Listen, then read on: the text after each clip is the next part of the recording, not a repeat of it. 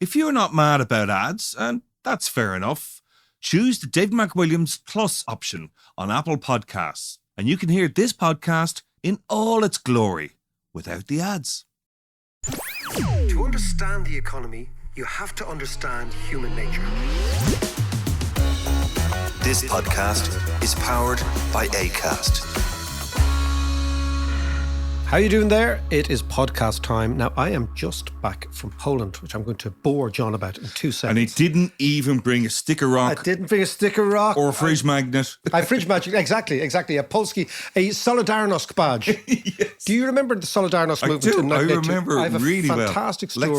Lech Walesa. It's a fantastic story of just how out of touch Garrett Fitzgerald, our former Taoiseach, was with the Irish people. Go on. Surrounding Lech Walesa, Solidarność in Poland. So the year is 1982. Yeah. Solidarity happens. It's a massive, massive international human rights story. It's Russia against the Soviet Union against Poland. It's an uprising. It's the Gdansk shipyard. It's all that sort of stuff, right? It's like third or fourth on the news in Ireland, right? Yeah. 1982-83 is also the period in Ireland where there is 3 or 4 elections, right? Okay. Right. So it's the Haughey versus Fitzgerald sort of thing, okay? Yeah. And Fitzgerald is... I had my head in other things at this stage. I'm so glad. Fitzgerald is canvassing in Cork, and he gets out of a bus and he sees a sea of red. Now, you'll remember the Solidarity colours were red. So red and white. Red and white. So he sees a sea of red and white. Yeah. And he gets off. He's in Cork now. Yeah. In the summer. Yeah. And he gets off the bus and he says to the people, I didn't realise you were so moved by the solidarity struggle in Poland. And the Cork fella says, it's the fucking colours of Cork, you langer. Can you imagine? That's why you should never have an economist running the country. Yes. That's why you should never. Anyway, I'll tell you what, I'm going to tell you. He could be forgiven, though, for I'll tell you, today's podcast is all going to be about that part of the world. Poland, Ukraine. We're going to be talking about, I think, what is the biggest issue in geopolitics in the next year, which is this Ukrainian counteroffensive, which is starting and has already started in Bakhmut. And you can sense that it's actually starting all over Ukraine. And a few thoughts on where it all might go. Yeah. Well, I tell you, I was in Poland this week, right? I went on the most amazing walking tour of Warsaw. Oh, right, yeah. I didn't do the old town. I didn't do the ghetto. I went on this tour of the other side. So with a guide. Amazing guide, right? Yeah. So huge city. We're going to do a piece on Poland. Right. Because the economy there is surging. It's after Ireland and China and one or two of the, let's say, Far Eastern countries. It's the fastest growing economy in the world. Right, okay. It's the only Central European economy that has actually delivered on the promise of liberalism, democracy. What's driving it? And it's because it has become the workshop of Germany. Okay, so basically, it's outsourced a huge amount of German production to Poland, which is much cheaper. But the fascinating thing about Poland, I'm going to tell you about the tour in a second, but the fascinating thing about Poland is it has got very, very rich, and yet it has got very, very conservative. So our assumption is, like in Ireland, as you get rich, you become more liberal. As you become liberal, you become more rich. What the Poles have done is they've become very, very wealthy. And you really feel it in Warsaw. Warsaw is a majestic capital.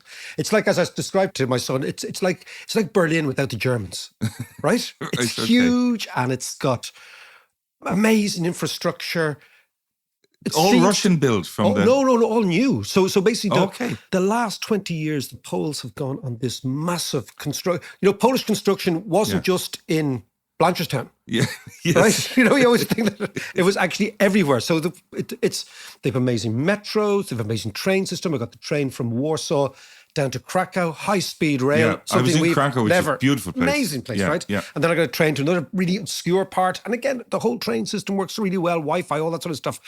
But motorways, trains, all the infrastructure in Ireland that we don't have, that we may well have if we use this wealth fund, right? Yes, yeah. But the old city was 85% destroyed by the Germans. So the Nazis, after the Warsaw uprising, the ghetto uprising in 43, the Jewish ghetto uprising, then the Warsaw uprising in 44, right? And the Russians were sitting on the other side of the Vistula, just watching the whole thing, because Stalin wanted to destroy the Poles as well as destroy the Germans. Yeah. So he decided, let's the Germans destroy the Poles, let them sap their energy destroying the Poles, and then we'll destroy the Germans. Yeah. And we'll get both of them destroyed. Yeah, we'll go in and mop up. We'll mop up the whole thing. Yeah, yeah. So the Red Army, and I stood where the Red Army sat, and they watched the uprising, and they didn't even cross the river. They could have done it in a moment, but they just watched, and they waited, and they waited. But 87% of the old city of Warsaw was completely flattened by the Germans. Yeah. Right? The Germans left and they bombed the whole thing. And Hitler said nobody will ever live in that city again. So what the Poles did in the 50s, it's an amazing story. They got the old city's plans from the 16th century and they rebuilt it brick by brick by brick. So you're walking around what you think is a medieval city, and it was actually built. Oh, they went back to the old plans, designs as well. Yeah, everything. So it looks as if you're in a medieval city. It was all built in the 1950s. That's the first thing. The second thing is the Soviet. amazing. It is amazing. The Soviet architecture is outrageous. It's off the scale, sort of. Yeah. If you know that big, Blocky, mental, kind of grey blocky. if you ever see that Fritz Lang movie Metropolis, right? It's yeah, exactly yeah, like that. Everything looks like a Soviet version of the Empire State. Yeah. And there's a huge big, it's called Dom Kultury, which means culture house, which is always a place you want to avoid amongst the communism. I don't want to go to the culture house because nasty things happen there, right? But I was in this extraordinary suburb called Praga, which is on the other bank. So the bank that wasn't the old town. And there was a big building. I asked the guide what it was, and it used to be an orphanage. Okay. And it was run by a guy called Janusz Korczak, who was a doctor, Polish doctor, devoted his entire life to looking after children. And his orphanage was a Jewish orphanage on the non-Jewish ghetto side of the river. Then the Nazis come in, they round up all the Jews together in the ghetto, put a wall around it, horrendous stuff. I mean, the ghetto tour is well worth doing. Yeah, yeah. But fascinating, Korczak was known all over the world as an animator, as a children's writer, as an enormously influential person in education. And when the Nazis they liquidated the ghetto and they sent the people to Treblinka, and Treblinka wasn't even a work camp, it was an extermination camp. They gassed them all, starting with kids. And the Nazis recognized Korczak, the Nazi guards, and they offered him, we can give you a way out. You don't have to go. And he said, no way. And he, knowing that the entire orphanage and these are kids 12, 11, were going to be gassed, he said, no, I'm going to go with them. And the narrative, the details of him bringing these kids, he knew they were all going to be killed.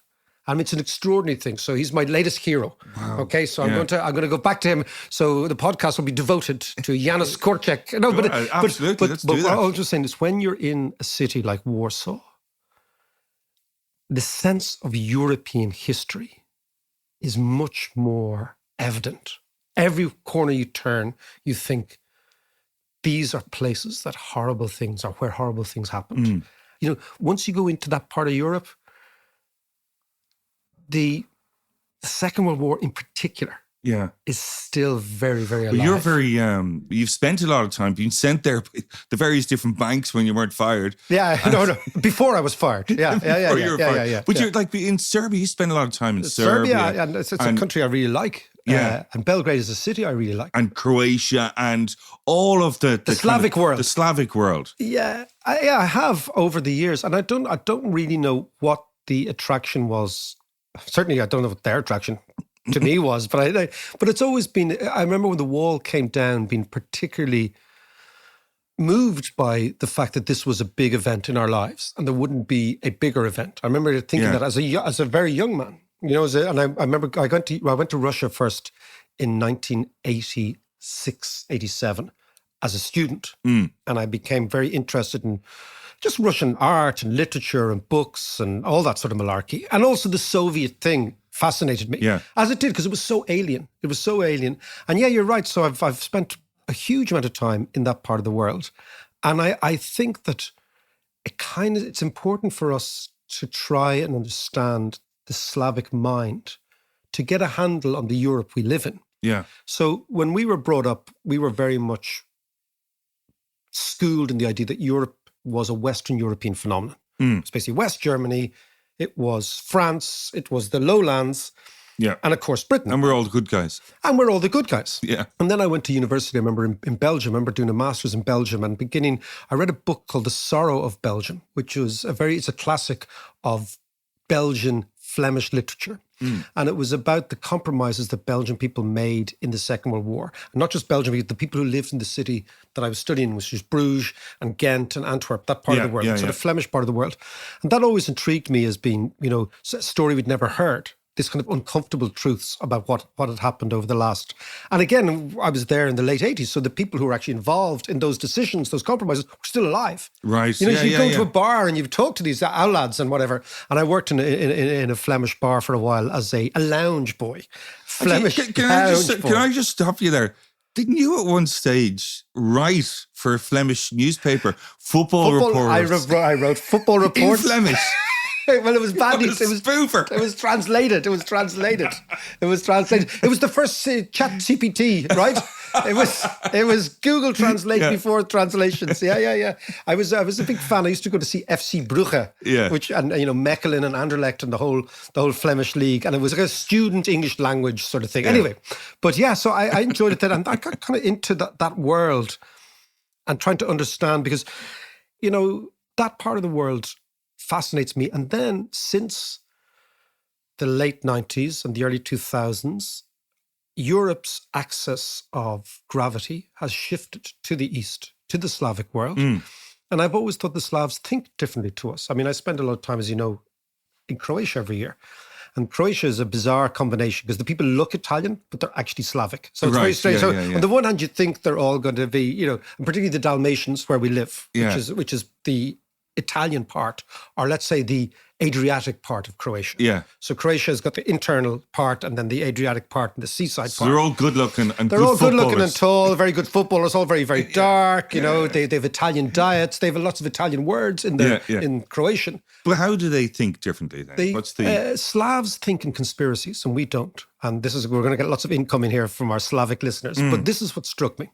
And this is what struck me over the years, because I've worked with Russians and I've worked with Ukrainians and I've worked with Serbs, is that the way in which Slavic people seem to think about the world is very different from the way in which Western Europeans, and I'm talking about particularly us people out in the islands, think about the world. So if a Slavic person is presented with the story, this thing happened, most Irish people say, okay, that's grand. Who was the protagonist? Who was the victim? How did it happen, right? The Slavs always said, do you think it really happened?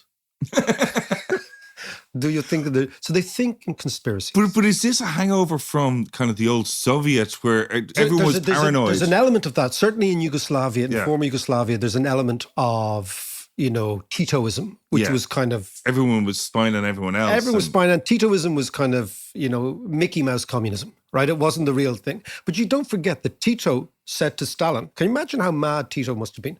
He says to Stalin in 1945, 46, where Stalin has rolled over the Nazis, rolled over half of Europe. He is putting puppet states in Bulgaria, in Romania, in Czechoslovakia, etc. And Tito basically says to Stalin, come and have a go if you think you're hard enough. He actually says, the Yugoslavs said, the Germans lost more divisions per head of population in Yugoslavia than they did in Russia. Right. The Yugoslav partisans, and my next door neighbor was one, passed away a couple of years ago. Old guy called Mladen Blačić, and he was a teenage partisan. So we sit up talking all night in Croatia, having over little Should have glasses. recorded all that stuff. He was amazing. He could speak English perfectly. He was a poet, an amazing person, right? Yeah. But he had been in the partisan drive north from an island called Vis, which is a beautiful island in Croatia, where they actually have a rugby team and a cricket team. Oh, right. Because the Brits held on to Vis during the Second World War as the one island in the Adriatic. Yeah. And they converted all the locals into playing cricket and rugby. Jeez. Right? And then they named a comic after it.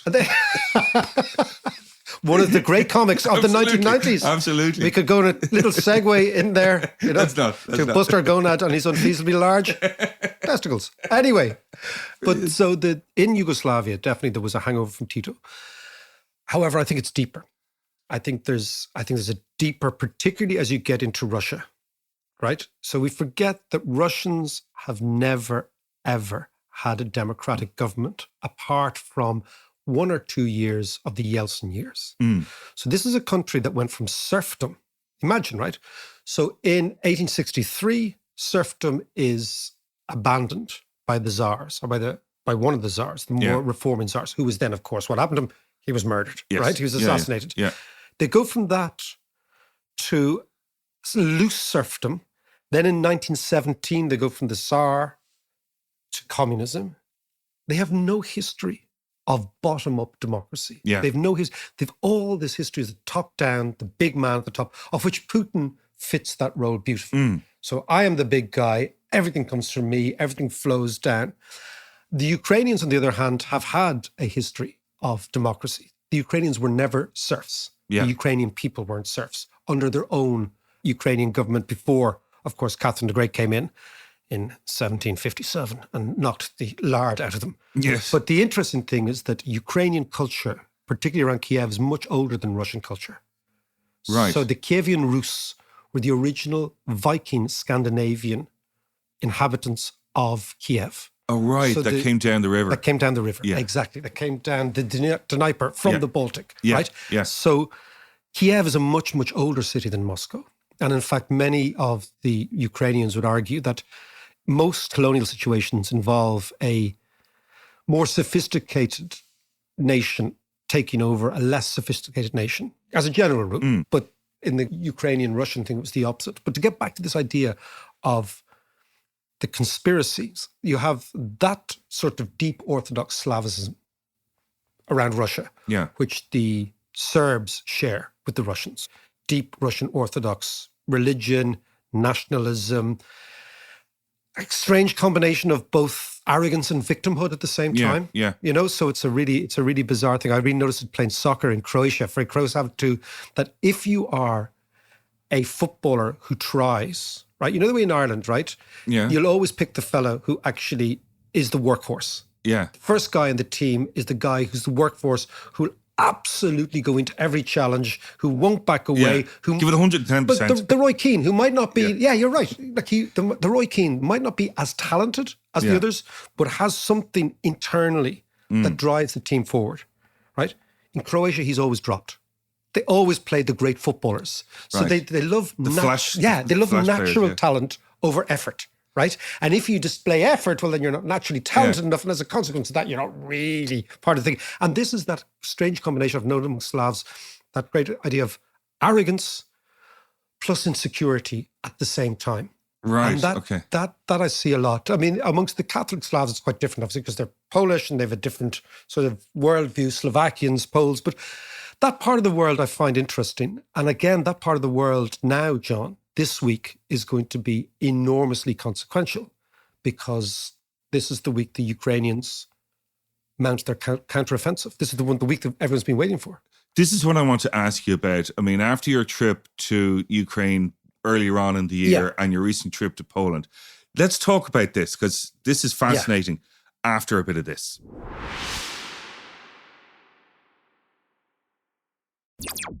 So, Mac, you're just back from Poland and talking to all your buddies out there. But we're coming out of the winter, and the Eastern European winter is severe. Proper, yeah. Absolutely. And particularly in Ukraine, Yeah. where the war kind of slowed down a bit. Now it's picking back up. Yeah. And, you know, just last week, the UK just sent over these long-range cruise missiles, which is a really big deal. It is a big deal. And Ukraine are gearing up for this new offensive. So what's the word from the front line? The word, well, it's hardly the front line, but from the, let's say from east of the Elbe to strategically placed. From a safe place east of the Elbe, exactly. From a cafe east of the Elbe. I've just realised that all my Croat mates, who a lot of them listen to the podcast on the island, they're going to kill me when I go there. So what do you mean we don't have the talent? You're not going to be picked for that football team. I'm not going to be picked for the soccer team. It's the Zlaren first 11 football team. No, but it is something that I've always think that like, for certainly the Serbs and the Russians, I know these are people who are capable of great hate and great love at the same time with the same person. Right. So they're like, you know, you never know where you stand then. Yeah, exactly. But so what appears to be happening now is the Ukrainians have been waiting to amass an entirely new army, right? So rather than take those Western weapons that the West have been giving the Ukrainians for the last 6 or 8 months and meld them into the old army, what they have done is they've split their army into two. They've created a new army, which is entirely NATO trained. There's about 80,000 to 90,000. This is an entirely new army. Were they training during the winter? During the winter, they were training everywhere. In the UK, they were training in Germany, they were training in Poland. And in Poland, you're very, very aware of this, right? Yeah. And of course, for the Poles, the Ukrainians have to win, because if the Ukrainians don't win, the Polish view is the next stop is Poland. Next stop is Warsaw. Of course, yeah. So this is very existential for them. Yeah. So this new Ukrainian army has been trained as an offensive army, not a defensive army, with all these new weapons that the West have given them. And of course, the counteroffensive, which seems to have started last week around Bakhmut, and you might have seen the Wagner divisions been not so much obliterated, but at least been pushed back by the Ukrainians. So this is all the beginning of a process, although Zelensky is very much saying, oh, it hasn't started yet, and don't worry, and whatever. Yeah. He's probably buying time, he's feigning, and it's all this is smoke and mirrors, right? Yeah. But the key thing for the Ukrainians is that this counteroffensive has to go well for two reasons. One is it shifts momentum in the war. And when I say shifts momentum, it means that the Ukrainians are on the front foot, not the back foot. And the hope, although I don't think it'll happen, is that would bring the Russians closer to some sort of negotiating table. If, for example, the Ukrainians took Donbass, all of Donbass. Yeah. So that's a tall order, though. It's a huge order. Yeah. Second thing is what the Ukrainians need to prove to the West, and this is a key thing, is that they can use the weapons the West has given them. Right? Because at the moment, the West have given them all these weapons. So the Ukrainian army needs to prove to the West that they can use it. Right? And the third thing is, what the Ukrainians are very much afraid of, it seems, is that the West loses interest. So the more the Ukrainians win in the counteroffensive, the more the West will say, okay, that has been money well spent. Now, the fear, of course, deep amongst Ukrainians who I've spoken to, is that the West really wants to turn Ukraine into a garrison. Right? Right. Now, interesting, we talk about Croatia, right? There is a model in my head which anybody who's au fait with a deep Yugoslav history will know, right? In Croatia, there were 400,000 or 500,000 Serbs living in southern Croatia, very close to where I go during the summer. And they were called Krajinian Serbs. And they were brought in, now this is historic, right? They were brought in by the Austrian-Hungarian Empire in order to defend the borders of Croatia against the Ottoman Turks.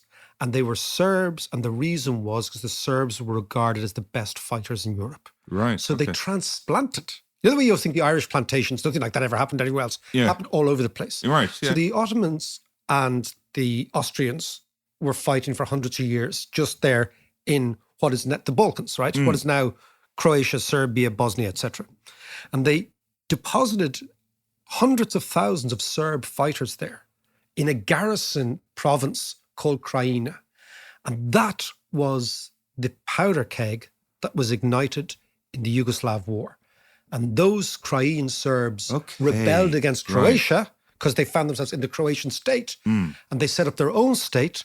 And in 1995, on August the 5th, that was the area the Croats attacked and expelled those people. The Serbs backed off, and you ended up with the Dayton Accord a wee bit later on. Yeah. Right? Now, we think that in the old days, those sort of things happened, that geopolitics was very much like blocks and moving things around a chessboard. There is a fear in Ukraine that Ukraine will be turned into a Crimea. So it'll be just a garrison for the West. It'll be a bulwark against Russia. And it will be a highly militarized state from here on in. Yeah, I can see that.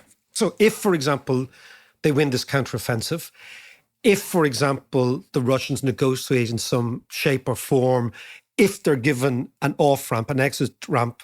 But again, many people, certainly Poles, Czechs that I've spoken to, Serbs I've spoken, say the Russians don't negotiate.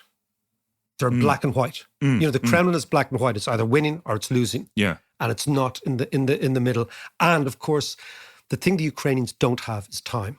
And the thing the Russians have is time. So, explain that. Because the Ukrainians need to one, win back territory to tell the West, A, we can use the weapons. Yeah. To tell the West, yes, there is momentum. Yeah. To tell the West, yes, keep supporting us, right? Russians don't need this. So time is not on the Ukrainian side. They need a quick victory. But also, can I just jump in there as well? There is after that interview last week on CNN, Donald Trump basically saying if he gets in, I doubt if he in will. one day, 24 hours. Yeah. But he's just going to withdraw all Precisely. support. And the Ukrainians are very well aware of it. Not all support, because I think there is a massive constituency in the old Republican Party. And even if it's not Trump, but it's you're the right. Republicans. But you are right. You are right. I mean, yeah. Biden is very, very much part of. I mean, Biden says we will support Ukraine for as long as it takes. Yeah. Right. So the Ukrainian clock is ticking. Meanwhile, in Russia, in the Kremlin, Putin is playing for time. Yeah. Because his army isn't doing what they're supposed to be doing for the Russians on the front. But they have more soldiers and they have more time. And as long as Russia has never lost a war, okay, think about this. Russia has never lost a major war without some sort of internal turmoil. Yeah. So the reason the First World War was the Soviet rebellion against them, right? Yeah. The only war that they lost without initial turmoil was the Sino-Russian War in 1905, where they got their arses kicked by the Japanese. Yeah. And that immediately caused a revolution, right? A revolution on the USS Potemkin, which was this big ship. Right. Was immortalized by Eisenberg's Soviet propaganda movie. But anyway, that's other old shite that I know, right? Other old shite that we can... We'll come back to that. We keep from McKenna's. This will be McKenna's this afternoon after a few scoops, right? So the Ukrainian... By the way, I listen to this constantly, day in, day out. It's not just the podcast. John has been listening for 45 years to just high-octane horseshit. And another thing, John, I'm reading in this book. Yes, it's like Macker, his nerd mate. Here's my nerd mate. He's really nice. Will you dance with him in the slow set? He's really good at sums. When we come back, so the Ukrainians need a quick victory. Yeah. Or a result. Yeah. Maybe the Russians not necessarily, unless, of course, there is an anti-Putin putsch in the Kremlin. And nobody knows much about that. Nobody knows whether, I mean, it's all rumours and conspiracies. Slavic conspiracies. But of course, yeah, exactly. Exactly. You know, it's like, the Matryoshka dolls, the doll within the doll, within the doll, within the doll. But, and this is where the Americans and the Chinese come in. And this is where big geopolitics Yeah, go on, comes in. explain this, yeah. So the Chinese, you might notice in the last 2 or 3 weeks, have sent emissaries to Ukraine, obviously to Russia, but also to Poland, also to around the fringes, right?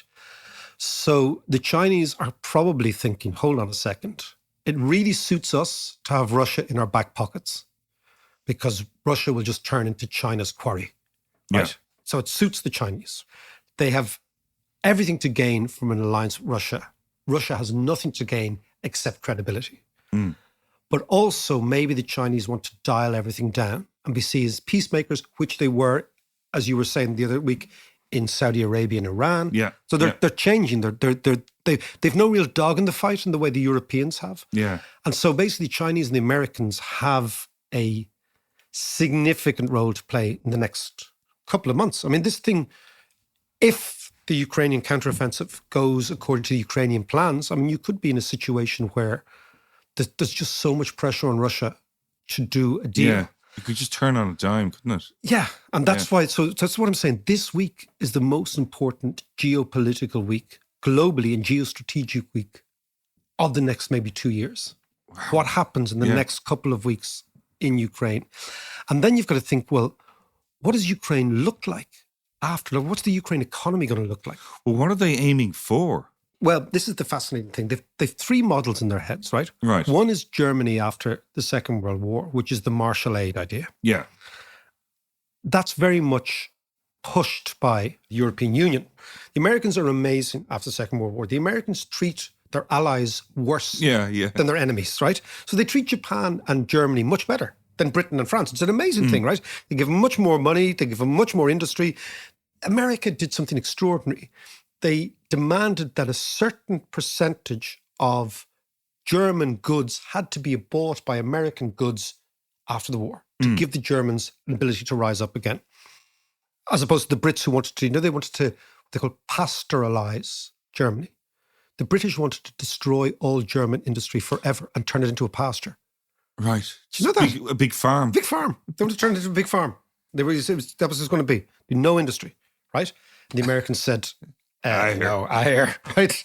So that's one idea. Yeah, no, it's kind of mad stuff when you read about this. So that's one idea that it becomes like Germany. Huge amount of aid goes in, massive amount of foreign investment goes in, and the Ukrainians become part of the European Union, right?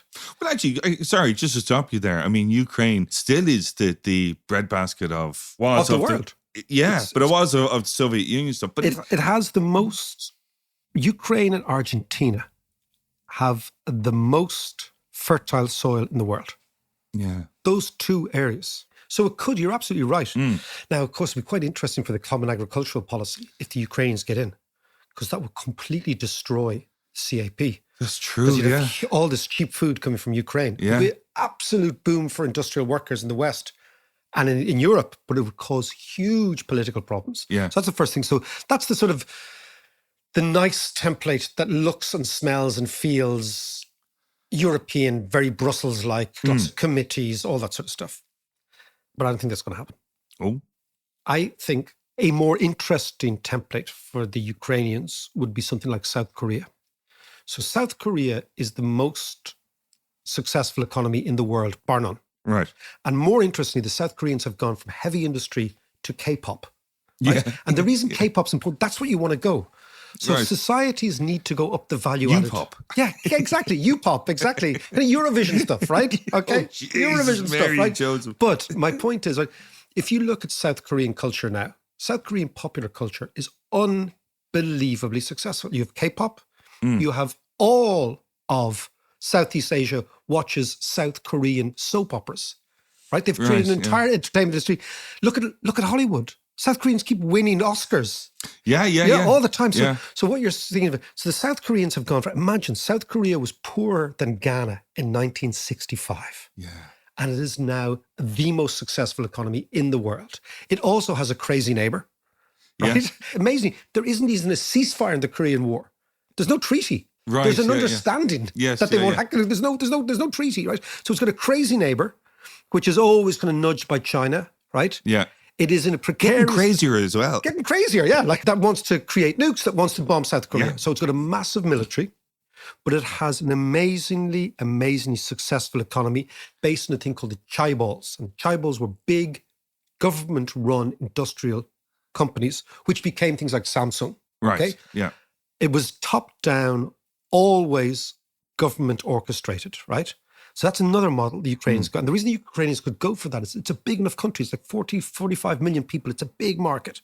They could go for the South Korean one. They might not want to, because typically Europeans are like, well, I'd much prefer a German model because they look more like us than a South Korean model. But I think it could go to South Korean. But what's clear if you read the Ukrainian press in English, the model they have argued for is the Israeli model. Oh, right? Okay. So Which is a heavily militarized civilian population with 2 or 3 years of military service for everyone, all the time, right? So if you think what the genesis of Israel is, not right now, but before all the peace treaties with the Arab countries, was a tiny country surrounded by enemies. That was their David and Goliath story. Always on a war footing. That they told themselves and was actually true. So from 1948, certainly to 1998, 2008, maybe, that was definitely the case. So they built up this extraordinary military, and that became the core engine of everything in Israel. The Ukrainians say, this is our model, right? That we will become a civilian population, but always on the war footing because Russia ain't going to go away. Then what the Israelis did was they created this unbelievable startup tech industry. And in fact, if you want to read about this, there's a book called Startup Nation by a Saul Singer. Very good, right? Yeah.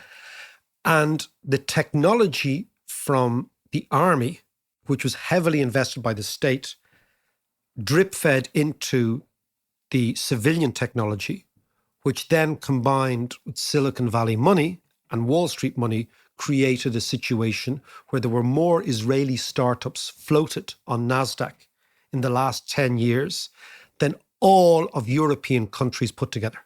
Wow. How mad is that, right? Yeah. Now, things have changed in the last 4 or Kind of 5 impressive, years. that, isn't it? Yeah. But again, that's what the Ukrainians are talking about. Now, that is very unpalatable to many Europeans, to be walking around saying our model is Israel. Yeah. Because most Europeans rightly say, all very well on the good side, you've created this society, whatever, but you're occupying somebody else's country. Yeah. And is that tolerable? Yeah. And possibly what the Ukrainians are saying is we will always be sort of occupying parts of Donbass if there's a Russian element. That's just there. optics, though, isn't it? I think it's just optics, but it is fascinating. So what we're looking at is a massive country involved in an existential war, which is not that far away from us. As I've always said, you take that flight to Poland and you just get the bus. Like, it's really quite close. Yeah. Of which the next days and weeks are going to be so fundamental, but not just to the projection of Ukraine and Slavic Europe, that part. But if you think about it, for many people, Ukraine is like the Spanish Civil War that you take aside. So in the Spanish Civil War, you had allied with Franco, you had Mussolini and Hitler. And on the democratic side, you had various Democrats, you had various left-wing agitators, you had Marxists, you had communists, you had socialists, right? And of course, what happened in the Spanish Civil War is that the West, Britain, France, didn't give the Democrats enough weaponry, and Franco won. And when Franco won, this emboldened Hitler and Mussolini to say, we and our fascist ideology can win the day. So people who have framed Ukraine have framed it in the context of the Spanish Civil War, that unless we in the West support Zelensky and the Ukrainian government to the hilt, what happened in the Spanish Civil War could happen again, which is that the forces of fascism, in parentheses, Putin and his mates, win, and this emboldens them. Because without the victory in the Spanish Civil War, many historians say there would never been a Second World War. Because having won in Spain, they said we can win again. And they also said, having won in Spain, the forces of democracy and liberalism are Mickey Mouse. They can't fight. So that's what's at stake over the next couple of weeks. Not small potatoes, Johnny boy, not small potatoes. No, not indeed.